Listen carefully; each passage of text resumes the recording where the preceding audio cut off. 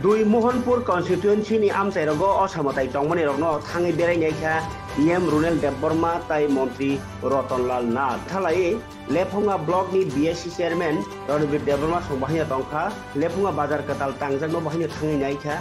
आमचाइयो तामो तामो खायजाक दं तामो जंजाल दं आब्रबो नेमै बाथनो थों फेरां ताय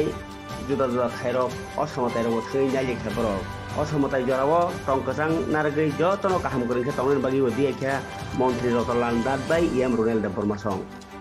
सप्तमी दुर्गा पूजार सप्तमी पूजा আজকে গতকাল থেকে ষষ্ঠী পূজা শুরু হয়েছে আমাদের রাজ্যে দুর্গা পূজাটা সার্বজনীন আমরা যেই যা দল করি না কেন যেই যে ধর্ম পালন করি না কেন দলমত নির্বিশেষে এবং ধর্ম বর্ণ নির্বিশেষে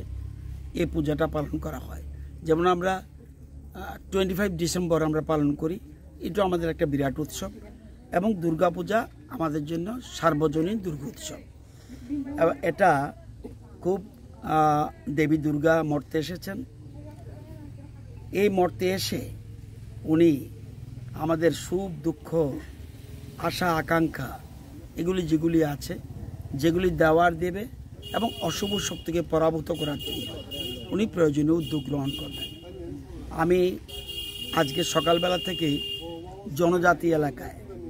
এখানে আমাদের লেফুঙ্গা বিএসসি চেয়ারম্যান রণবীর দেববর্মা আমাদের এডিসির মন্ত্রী রুনেল দেববর্মা আমাদের সমাজসেবী প্রদীপ দেববর্মা সহ অনেককে নিয়ে আজকে বিভিন্ন দুর্গাপূজা দেখেছি খুব ভালো লেগেছে আমরা চাই তিপ্রাসা বাই ওয়ানচা থানচা তিপ্রাসা বাই ওয়ানচা और बिसिंग तिप्रासा बाई बिसिंग वांचा थानचा এই মেসেজটাই সারা রাজ্যে দিতে চাই আমাদের সার্বিক কল্যাণে এই ঐক্যতার খুব প্রয়োজন রয়েছে এবং আমাদের বিধানসভা কেন্দ্রে আমি বলতে পারি আমরা সবাই মিলে মিশে সুন্দরভাবে আমরা দুর্গোৎসব পালন করছি সারা রাজ্য বিভিন্ন জায়গা করছে এবং দুই একটা জায়গা অসুবিধা হলেও তারপরেও সবাই মেনে নিয়ে পুজোতে নেমে পড়েছেন আমি যারা পুজো উদ্যোক্তা যারা পুজো করছেন তারা অনেক অনেক কষ্ট করে তারা পুজো সাজিয়েছেন যাতে মানুষ দুর্গা পূজাগুলি তিনগুলি নির্বিঘ্নে সুন্দর করে পূজা দেখতে পারে তারা যেন সেই নিরাপত্তা এবং সব কিছু ব্যবস্থা যেন রাখে আর বিশেষ করে বিদ্যুৎ সতর্কতামূলক ব্যবস্থা যা যা আছে সেগুলি বজায় রাখতে হবে কারণ বিদ্যুৎ এমন একটা জিনিস যাতে কোনো অঘটন না ঘটে সেদিকে লক্ষ্য রাখতে হবে আমি কালকেও সন্ধ্যার সময় গিয়ে আমাদের যতটুক বিদ্যুৎ দরকার ত্রিপুরা রাজ্যে এবার পুজোর সময় গতকাল 323 মেগাওয়াট পর্যন্ত বিদ্যুৎ চতুর্থ দিন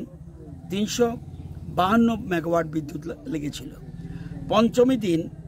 351 মেগাওয়াট বিদ্যুৎ লেগেছিল কালকে একটু কমে গেছে 323 মেগাওয়াট কেন বৃষ্টি হয়েছিল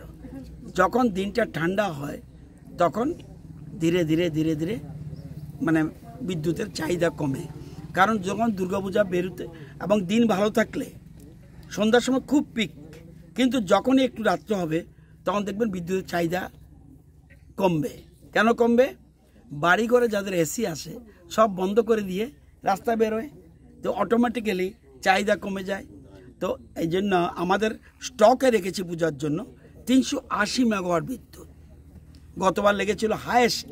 353 মেগাওয়াট তো আমরা আমাদের বিদ্যুৎ ত্রিপুরাতে দিয়েও আমরা বাংলাদেশের কাছে 44 মেগাওয়াট বিদ্যুৎ বিক্রি করেছি কালকেও এরপরেও আমাদের আরও 28 মেগাওয়াট বিদ্যুৎ বিক্রি করতে হয়েছে প্রয়োজন নেই যখনই প্রয়োজন থাকবে 380 মেগাওয়াট আমাদের ত্রিপুরার জন্য বিদ্যুতের ব্যবস্থা করে রেখেছি যদি ওয়েদার ক্লাইমেট যদি সব ঠিকঠাক থাকে বিদ্যুতের কোনো সমস্যা হবে না তবুও সবাইকে বলবো সচেতন হুক লাইন থেকে যেন বিরত থাকে কারণ হুক লাইন মানুষের জীবন কেড়ে নিতে পারে একটু অসতর্কতা হলে মুশকিল হবে তো এখানে সুন্দরভাবে সবাই পূজা করছে এখন যেখানে দাঁড়িয়ে আছি রাজঘাট এটা খুব পরিচিত এলাকা, ত্রিপুরা রাজ্যের মানুষ, রাজঘাটটা সবাই চিনে, এখানে মানুষ খুব ভালো। আমার এলাকার লেপুঙ্গা ব্লকের যারা আছে দলমত নির্বিশেষে সবাই এই দুর্গাপুজোর সহযোগিতা করছে। স্যার, গত বছরতে এবছর কেমনভাবে চলতো? আর আমরা দেশের প্রধানমন্ত্রী আয়া এই দুর্গাপূজা উপলক্ষে ত্রিপুরা রাজ্যের মেন উদ্দেশ্য মহর, হ্যাঁ, অর্থাৎ দেবীপক্ষ শুরু, অর্থাৎ নবরাত্রি বলে তারা। এই প্রথম কোন দেশের প্রধানমন্ত্রী, এই প্রথম ভারতবর্ষের কোন প্রধানমন্ত্রী নবরাত্রির প্রথম দিনে মা ত্রিপুরেশ্বরী মন্দিরে পুজো দিয়েছেন। এটার অর্থ কি? আমাদের ত্রিপুরা রাজ্যের ট্যুরিজমকে এবং ত্রিপুরেশ্বরী মন্দিরকে আরও ব্যাপকভাবে প্রমোট করার জন্য উনি এসেছেন। এবং আমার কাছে খবর আছে বিখ্যাত ধনী ব্যবসায়ী মুকেশ আম্বানি আজকে আসার কথা।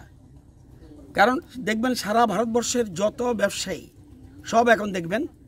ত্রিপুরেশ্বরী মন্দিরে পুজো দিতে আসবে। এটা ট্যুরিজম, এই ট্যুরিজম সেক্টরটা আমাদের রাজ্যে আরও বেশি এগিয়ে যাবে এবং রিলিজিয়াস ট্যুরিজম প্লেসগুলি আরও বেশি বিকশিত হবে।